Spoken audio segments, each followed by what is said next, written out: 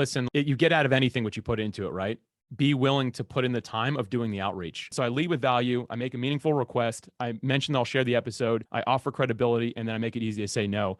That framework has worked really well for me to outreach to podcasters. They don't all say yes, but at least I'm getting a response. I mean, probably the first 50, I had to be the one to ask. I remember the first time someone asked me, I was like, no way, like I've made it. Someone asked me to be on their show. You have to have some sort of focus. If you're for everybody, you're for nobody. So you have to say, you know what?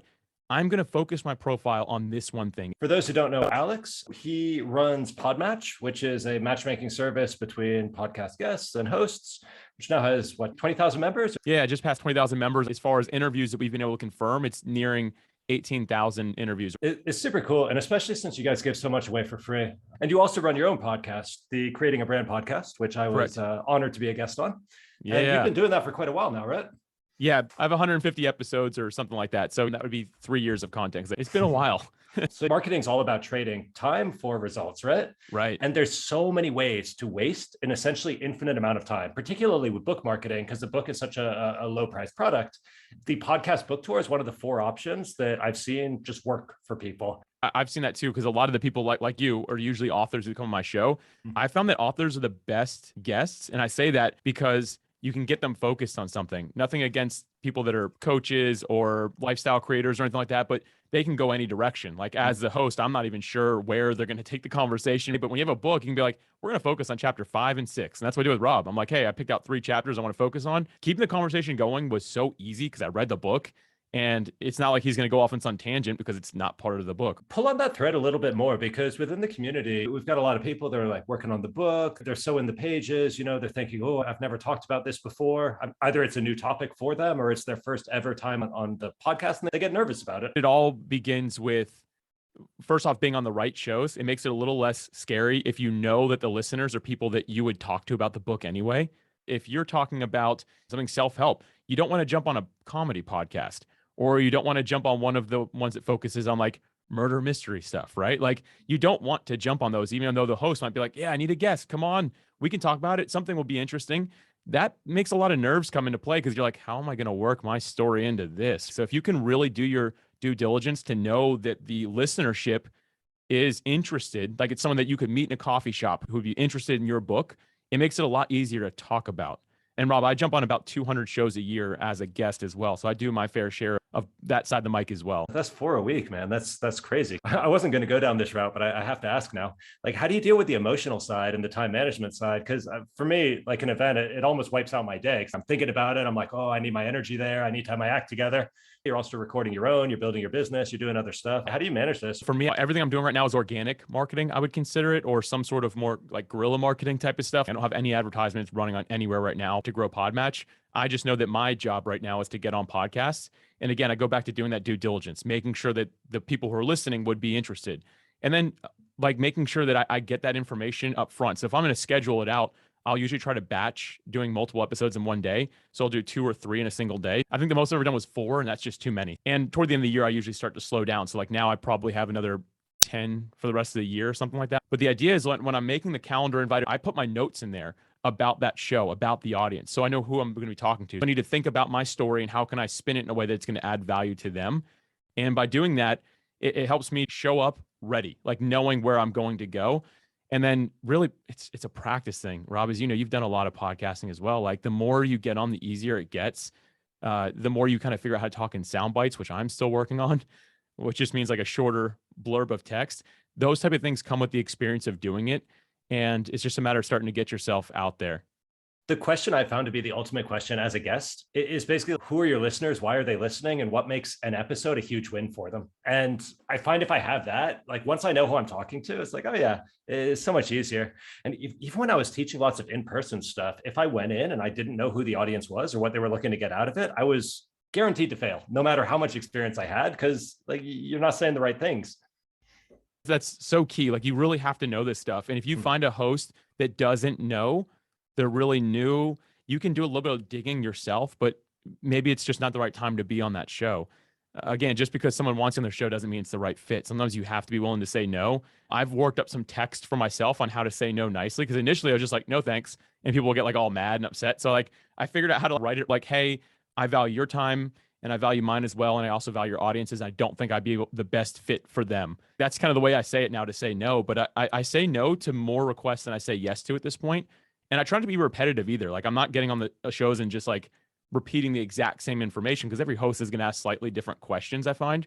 But also, I just think about the audience once again. I got those notes. And if I know that they're coaches that are younger on their journey, in their first year of their own coaching practice, I'll share more stories about when I first got started in business, like about how it was scary and about how I needed a coach type of thing, right? I'll share something that kind of helps them realize, oh, there are people out there that are young and new that I could be working with as well. Alex is an example of that, maybe a little further along now, but just spinning it that way. And again, it comes down to practice. Like, you do have to practice this stuff. So I'm sure you've seen this both as a host and through PodMatch. Someone's nervous, maybe it's their first podcast, or the book's not finished yet. Like, what's the stage? What's the right way for them to approach you? Can an author reach out to a podcast host and say, hey, I think this is a good fit? Like, how does that work? Yeah, it's a great question, because I mean, we all started from there. Probably the first 50, I had to be the one to ask. I remember the first time someone asked me, I was like, no way, like, I've made it. Someone asked me to be on their show.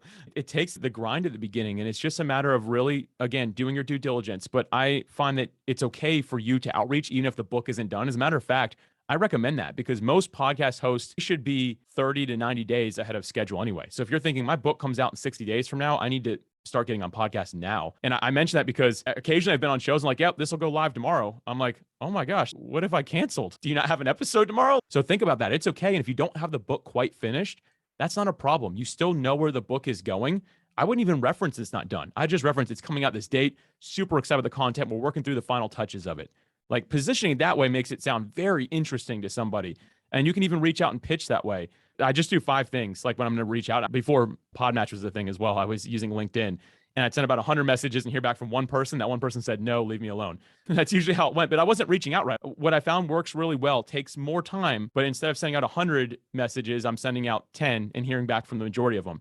But step 1 is lead with value. So the first thing you want to do is talk about their show, what you like about it. So that means listen to it. What I actually do, I find an episode, I listen to the whole episode. Sometimes it's in like 2x, like I listen to it faster, I fast forward through the ads, I find something that I can learn from it. Once I learn something, I say, hey, loved your show, I learned this from it. And I decide to leave the show a 5-star review on Apple Podcast. And not only that, I send them a link to where they can see a picture of the review I left. That right there, like, you now have more credibility than anyone else already.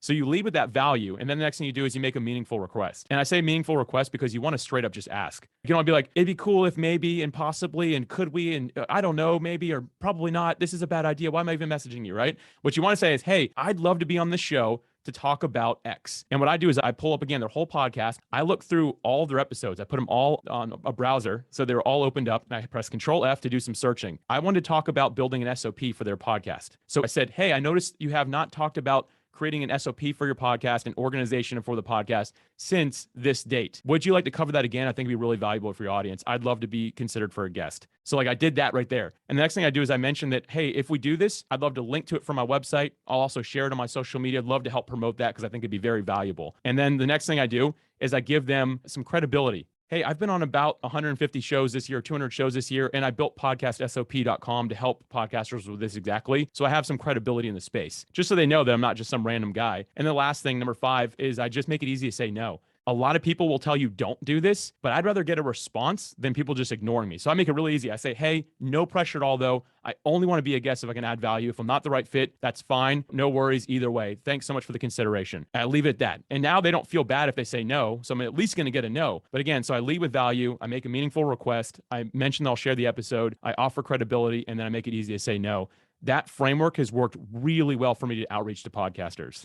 At a guess, I'd imagine that increases your response rate from like 5% to like 50%. It's got to be tremendous. I found exactly that. To me, it was maybe less than 5% initially, but it jumped up to probably closer to 70% of people respond. They don't all say yes, but at least I'm getting a response. I do this a lot in customer development. And when I'm asking for favors, I make it so that the default answer is a no. And then if they say yes, it's super comfortable. And if they say no, it's comfortable because, I wasn't trying to trick them. I found a lot of the time that even when they did take the no option, they still looped back to me in the future. And we were able to continue the relationship in some other way, or when the timing was better, when, something changed. That's something that you did a really good job of, Rob. After being on my show, like, you kept the relationship going. A lot of guests don't do that. We're doing this today. We've talked about some other things we can potentially do together. You built a relationship past just the actual interview itself. I have a small process for this. I'm not super mercenary about it, but I've got like an email tag that's people who they're like audience partners or like friendly people with audience that I respect. Whenever something comes in, even if we don't do business, I tag them, I follow them on Twitter. If they have a book or a product, I grab it, I buy it, I read it, I use it. Like, I try it because it's like my side of the due diligence. I'm better at product creation than audience building.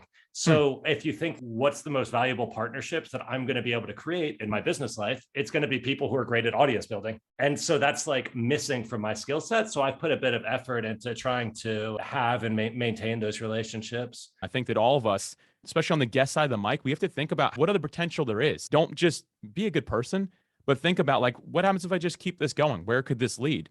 If the show ends up getting really big, will they bring me back, right?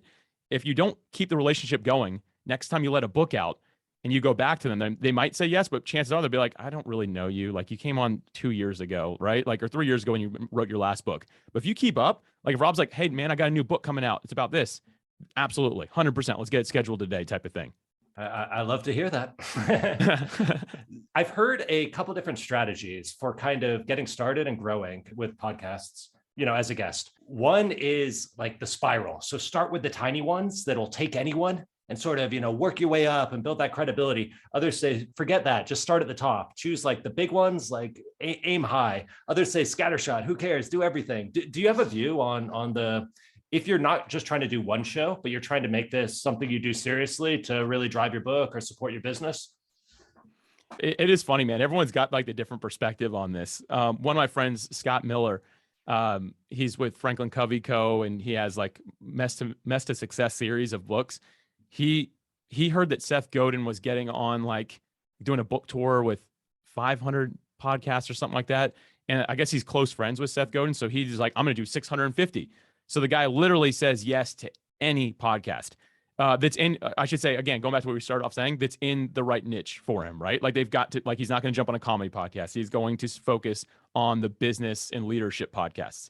And so like, he'll jump on any of them. And I asked him, I'm like, hey man, like I try, I'll get on just about any podcast that fits as well. But like, is that working for someone of your level? Like he's a big name, right? So I'm like, is that working for you?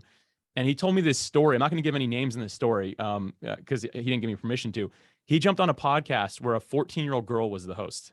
She had a business podcast. She had like a little side hustle. I don't know what, probably lemonade or something, right? Like something small. And he's like, yeah, I told her yes. He goes, I tell everyone yes. So I got on there. Turns out, like after they finished recording, she's like, oh, you were a great guest. Like she clearly, like a 14-year-old girl doing podcasting has probably got to be like super legit anyway. But she's like, oh, you're a great guest. Let me introduce you to my uncle. Her uncle is like a multi-billionaire who's like actually pretty famous. He's got like some fame behind it. And Scott was like, I've been wanting to meet that guy forever. My publicist couldn't introduce me. No one can introduce me. And he called me on the phone because his niece told him about it.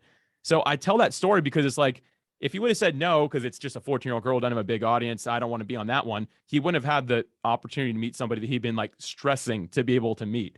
And I've heard other people tell similar stories. So for me, it's about like, hey, getting out there. And if you can add value even to one person, in my mind, it's worth it. Now, if you say, I don't have a lot of time and I'm already an expert in this field, then yes, be a little more picky. But if you're just getting started with podcast guesting, I think the best thing to do is start with some of the smaller shows. It's okay. Not that you don't still respect their audience, but you need to learn. It was actually the very first podcast I was a guest on was massive. And I didn't even know. I had no clue. They had like tens of thousands of listeners. No idea. And I was not prepared. It was a decent episode, but I got like, when it came out, the host didn't even tell me. But I started getting like, people on all my social media were like reaching out like, hey, really loved your story, like all kinds of places. And I was like, darn it. I wish I would have been better with like my call to action. I wish I would have had better gear. It's a little side note there. If you're going to want to reach out some bigger shows, they're going to expect a mic. They're going to expect a really good camera. You can get those things for up to probably spend under $500 to get something that's really legit. That's going to help you a lot to have that type of setup. But also you want to make sure you have a good call to action. Like for me, if I'm going to go on a really big show, I want to make sure that I have a singular, very focused call to action of where to send somebody. Yeah, I think, Alex, just building on the point that you just made, I'm curious to understand like how you know the size of a show. Like it's often not public information. And so I'm wondering, do you use some sort of like ratio of the number of reviews and then make an assumption on how many listeners they have from there? Just curious to understand how you determine that. Yes, it's a combination of their social engagement. I don't look at total follower count that much. I look at engagement, because there's people that have 100,000 followers on Instagram and 3 people like their pictures. But then there's also people with 5,000 people following them and 700 people are liking it. To me, the 700 people liking it with the smaller following is good. So I see that engagement. I also see how good like their system is. So like, do they have a website for their podcast? Are they doing a blog post for it? Are there people commenting on that? And then also just, I do look at reviews as well. Reviews, I think, are a good indicator. Usually when a show has even just more than 10 or 15, they've got somebody who's listening. So to me, like, that's a good indicator that, yeah, someone really cares. They went out of their way to leave a review. So that's helpful. At the end of the day, though, I don't focus too much on audience size. Like, I really try my best to figure out, is their ideal listener my ideal person to speak to? And if yes, then I'm good. So I really take a look at that. And then, of course, there's always like looking at people's cover art. Does it look like a kid just scribbled it and they put it on the internet? Like, I look at little things like that too. Like, does this actually look professional? Like, do I want my name associated with it? One other bonus I'm going to mention there is to look at the assets that a host produces. Now, what I mean by that is some hosts, they'll do a full on audiogram. So it'd be like something, or like a little snippets of video. They'll do a bunch of like facts and different like posts. So look at their social media and say, ooh, I want access to all those things about me for free. So I will be on that show. I've been on some really small shows just because they worked up like 10 different pieces of content for me that I didn't have to pay for. And they were really good. And it offers a lot of credibility when it has someone else's name on it as well. So be looking at the assets that come with it as well. I think everyone, when they're, live audience, fear of public speaking, all this stuff, everyone's stuck in these worst case scenarios, and we sort of talk ourselves out of even taking the shot.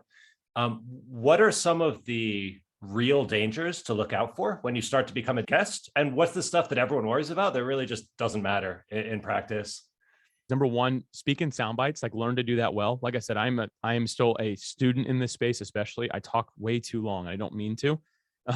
Maybe we all struggle with that, but if someone's going to make an asset for you, like an audiogram or some sort of short video, they're going to want it to go on like Instagram, Facebook, LinkedIn, like those places. And most of them have a 1-minute cap. So if you can summarize a really good thought in 1 minute, like Rob is able to do, because I used a really good audiogram from it, was like 49 seconds, if I remember correctly. And it was like just spot on solid. It was a complete thought. Everyone knew what it meant start to finish. But if that takes you 8 minutes to do, then my goodness, no one can use that. Like, what are they going to do with that? So learning to speak in sound bites is very, very important to summarize what you're trying to say in less words.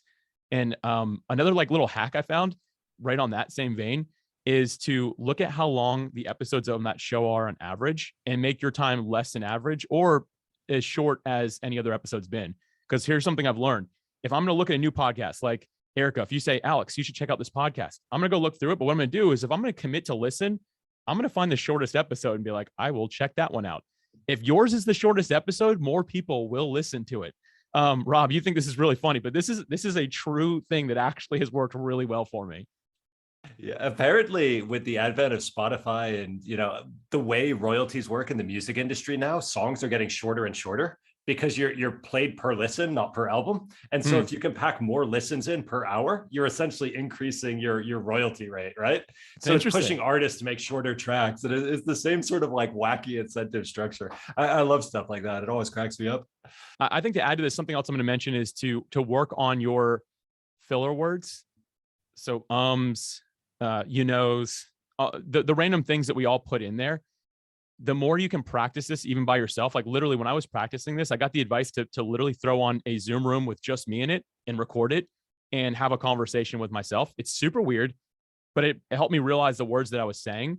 And also in the same vein, be willing to pause, because you have to remember, if there's somebody listening to this and you're sharing information that is something that they're learning, if there's no pause, their brain can't stop to process it. People need to be able to stop and think. And when they can stop and think, they can be like, okay, that's a thought there, but also brings people back to a center.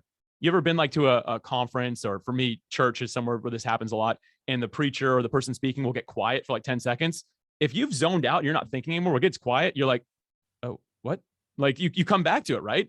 It's the same thing on podcasts. And if a host just feels like it's too long, most hosts do editing. They'll edit out if you pause for too long. I've had some guests and they want to pause for like 15 seconds between something. I'm just like sitting there, sitting and looking at them. I'm like, I'm editing this out later. Like, that's crazy. People are going to think, what happened to my audio, right? But learning to be able to pause, which again, I'm still learning to do that as well, because I talk really fast and really loud. But being able to do that instead of using a filler word is going to help you a lot as well, because Again, it gives people time to process. It gives the host the opportunity to maybe interject with a question. I find it to be extremely helpful when you're like getting into it. So replace the filler words with some gaps. That seems to help. If you were launching a book, would you be sending copies of the pre-launch manuscript out as part of your kind of outreach to podcast hosts, or would you just be telling them the topic and it's going to be a surprise for them once you show up? I suppose it depends a bit how confident you are in the current state of the manuscript. True. I definitely would. So as somebody who reads, like if I have somebody on my podcast, I'm going to read their book. Like if it's the one we're going to talk about, like if you're like Rob, and I don't even know how many books Rob has, 3 maybe, is that what it is? Is it 3? Okay. I wasn't going to read all 3 books before he came on. I found the one I wanted to talk about and I read that book.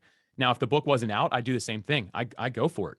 And make sure that I get a copy of it, that I can read it, because I want to be prepared. I want to make the guest look the best they can. I don't want to be unsure about what it is. A year and a half ago, I broke that rule, and I had a guest on who was an author who said, hey, the book isn't, I have a manuscript, but it's not good enough yet. You can't have it. I was like, all right.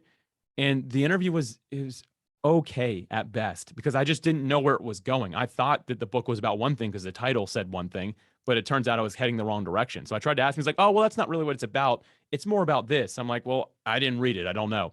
Now on the flip side, I asked somebody really early on, like, have a copy of your book. He's like, man, it's pretty messy right now. I was like, that's fine. He goes, just so you know, I think it's funny to put a bunch of F words in there for my editors. I was like, oh, okay. So literally like every sentence ends with the F word, and it's like 300 pages of this. He was a Navy SEAL and he thought it was funny.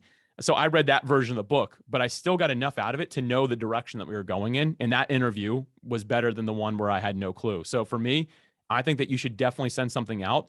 And if you're just not comfortable with a manuscript, make a 3 or 5 page document that really just, hey, this is the outline of the book. This is exactly what's going to happen. And even highlight on it. Like if it's a Word document, highlight something, say, these are some talking points I'm ready to discuss. Here's some example questions maybe that you can ask in it. Give people like a framework, an idea. If you're just not confident of the manuscript yet, that's a good starting point. But at the end of the day, you want a host to be able to be prepared, because they're going to make you sound better. And it's going to allow you to, again, have more confidence in what you're getting ready to share.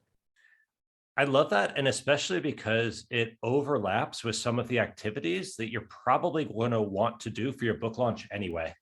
So for example, you often want to have the little lead magnet, like the PDF that has the summary of the big ideas or why it's so compelling.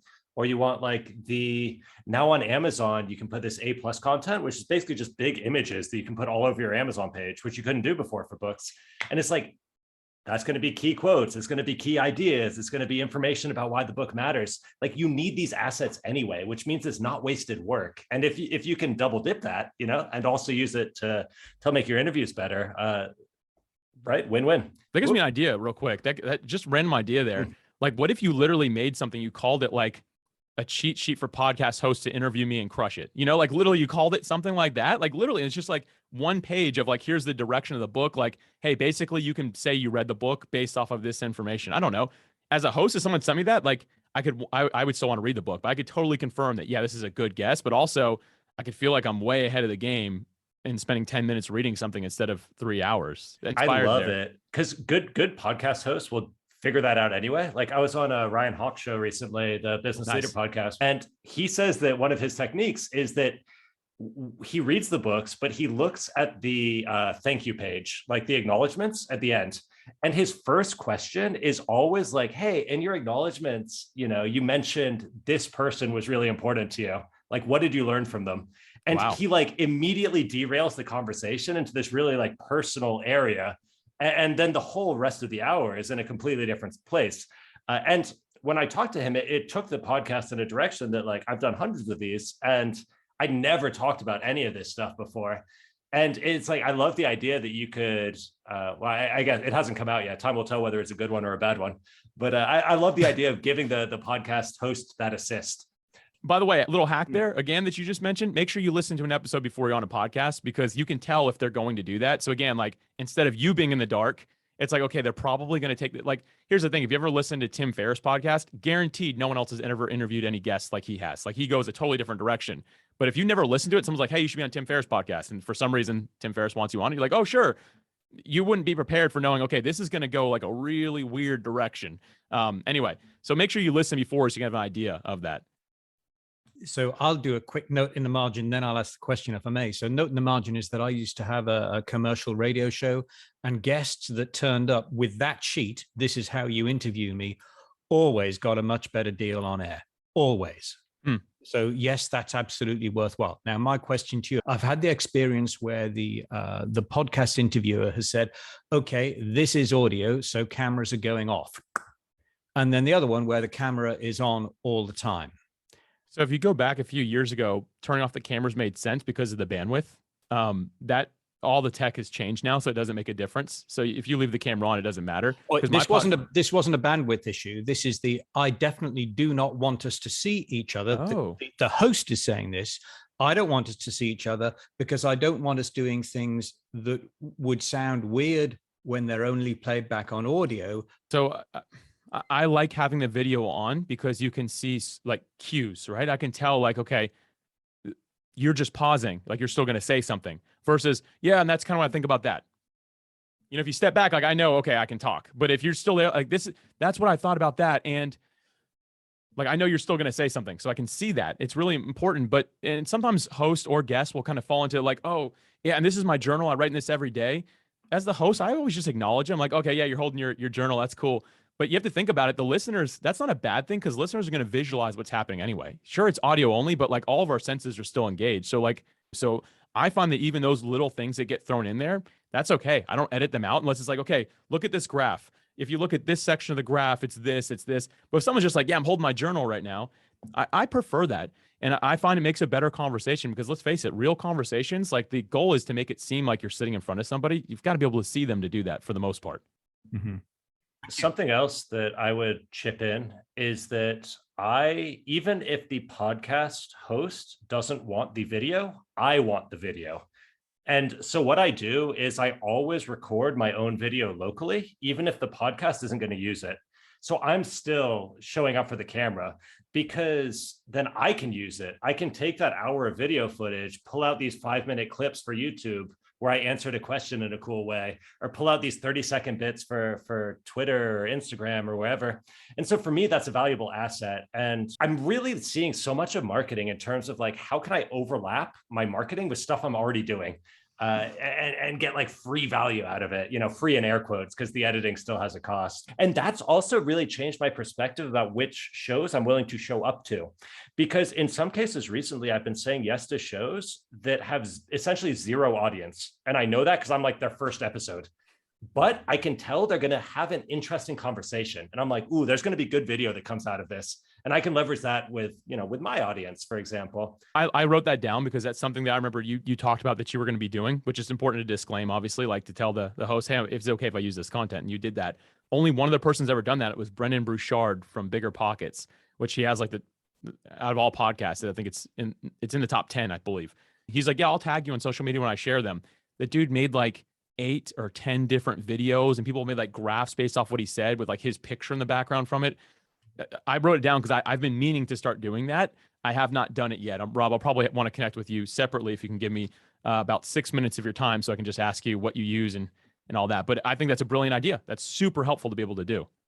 Yeah, we actually set up, one of the other members of the author community, Brian and I, we set up a thing called Exploded Media, which is just that as a productized service. So it's like record your videos and it kicks out all the good clips. Currently, I'm the only customer, but maybe someone else might be the next customer one. Number 2. Yeah, Amara, you want to jump back in? My question is really just centered around understanding what makes a strong CTA if you don't have a pre-order page. Like, what are some other CTAs that you've leveraged? What matters most is having it be singular. You cannot say, go here, here, here, or here. People that are listening, if they like the content, they want you to tell them what to do next. They're expecting to get that from you. And when you tell people, hey, go any of these places, to go back to a story I shared earlier about my very first chance being a guest on a podcast, me not being prepared, when the host said, where can people find you? I was like, well, I'm here on Facebook, I'm on Instagram, on LinkedIn. I have a website, it's under construction. I'll get back with you about that later. I had people messaging me from all those different platforms, emailing me, everything, but no one went to my website because I just said I'd get back to you on that. The most important thing you do is be very prepared with a singular call to action. I have a screen, like 3 that I really like. Does this come up? Tell me if this comes up on the screen. Can you guys see this? Cool. Okay. So you can't really see my face anymore, but that's all right. This is somebody that I know who they give away the first chapter of the book. And I asked him, he started doing this before the book was finished, but he's like, chapter 1 was done. So what he did is he let people do that. And he got their email address. And when pre-order was ready, he emailed them about the pre-order. He simply put up a page to do that. Really smart call to action. I thought was brilliant to give away the first chapter, because at the end of every episode, he's like, hey, if you're liking this conversation, check out the first chapter. I think you'll really enjoy it. It's free. Go to this website and pick it up. So that's a really great thing to be able to do. Another one that I like is actually Jordan Harbinger. He's a huge podcaster. Anytime he's a guest on a show, he talks about his free 6-minute networking course. And it's literally like a video course that you go through for 30 days, totally free. The only upsell at the end is if you want something to help. He has a project like a CRM of his own that can help you with it, but you don't need it. He even says, yeah, don't get it unless you want it, type of thing. And it's funny. He's like so chill. He's like, why do I call it 6-minute marketing? He goes, because 5-minute marketing was taken. And then he just keeps on going. But it's another great call to action. Everyone goes to this page. Like, he's like, hey, it's a free course. They'll teach you how to like market in 6 minutes a day. This last one though is my favorite. This is you can just it's e-leap.com. Gino Wickman, Traction is his book, Entrepreneurial Leap. Basically, he created a type form. That's all this is. You can go to typeform.com and build this. And it's just a quiz. And at the end, it spits out your results. Like, basically, are you an entrepreneur in the making?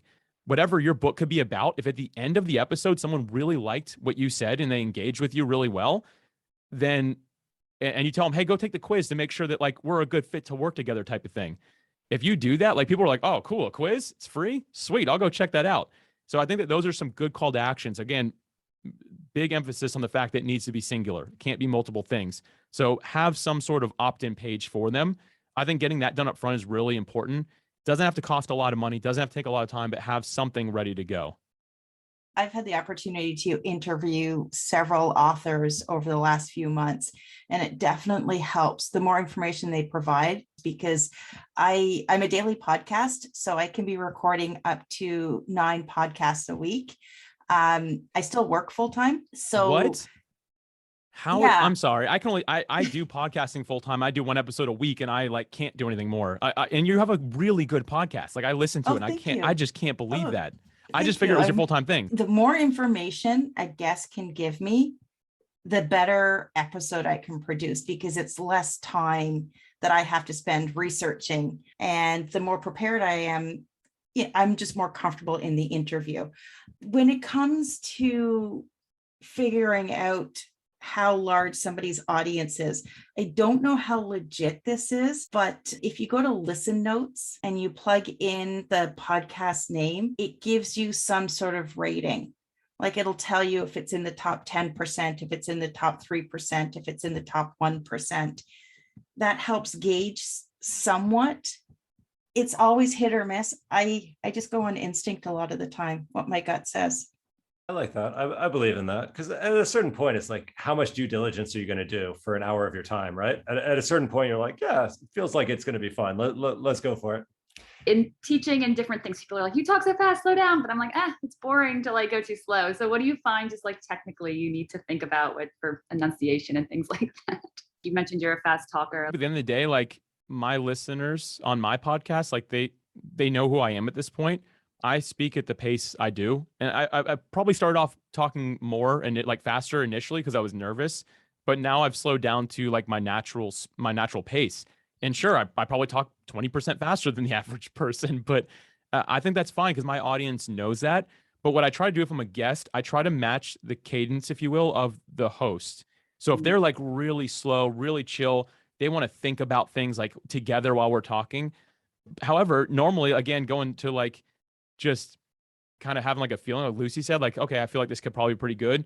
Usually I gravitate toward people that are a little bit faster, a little bit more energetic, and that's fine. That's probably more my people. And think about it, their listeners like them and the guests they bring on. Hopefully the guests are somewhat comparable to them. So yeah, I want to make sure I match the cadence, but I usually try to gravitate more toward people that are going to talk fast and they're okay with me being loud, right? Like, and getting excited about stuff. So it's just a matter of like really, again, kind of having that pre-filter in your mind as well. But if you have a host, like, you want to match it. I listened to a podcast the other day. The host was really like, I don't know what to call it, like whimsical, I guess. I don't know. She was like all over the place, like super into like the spiritual side of thing. And the person they let on was like clearly a type A salesperson, like straight up, like just So what do you think about the universe? I think the universe is getting a good deal on all of us, blah, blah, blah, like just going off on it. And it didn't feel like a good conversation. Cause like, if those people were just in a room like together and they weren't recording, they would probably just be like, cool, nice to meet you. See ya. So you want to make sure that you don't feel like it'd be one of those situations. That's great. Thank you. Harry, can I throw you under the bus here a little bit? Because your book launch is getting ever closer. You've done a lot of talking and coaching in your career. Are you planning to use the podcast book tour? So first off, I don't mind being thrown under the bus. I'm full of bumps and scars. And it's great to be here, by the way. I mean, this is just fantastic, Alex. I really appreciate it. And, I've been sort of scoping out, like, I've been working on this book now for a number of years. It seems to be resonating pretty heavily with, all of my clients and, the broader world. The topic is prioritization, supercharge your team, your organization, and your life. And the whole podcasting arena is so rich. As best I can tell, it's probably the single best place for me to spend my time having a run book or a playbook for how to think about podcasts as sort of the primary venue for book tour is critical, because I know from feedback from many, many, many years that it's not going to be the book that changes people's lives. It's going to be having them feel like they're connected to me and that they can, through me, get to the book and understand what I'm trying to say. It's great to hear. Someone who just joined recently, they were talking about how they go, Rob, I like your writing, but it's not what I love. It's like what I love is the bits where I can listen. I guess podcasts enable that in a way that grows beyond your own audience. Sounds like you have a really cool book, by the way, Harry. Like I love that. That's so needed. Like you said, I haven't heard of any other book like that. So congratulations in advance to you. Please, if possible, keep me in the loop when it's out. I'd love to help share that a little bit. That'd be cool. I will definitely do so. Thanks. Yeah. And that alley-oops us pretty well, Alex. Will you tell us, because PodMatch, I was pretty delighted when I found it, because normally arranging interactions with hosts and stuff, it feels like it either magically arrives in your inbox or it feels like this impossible grind.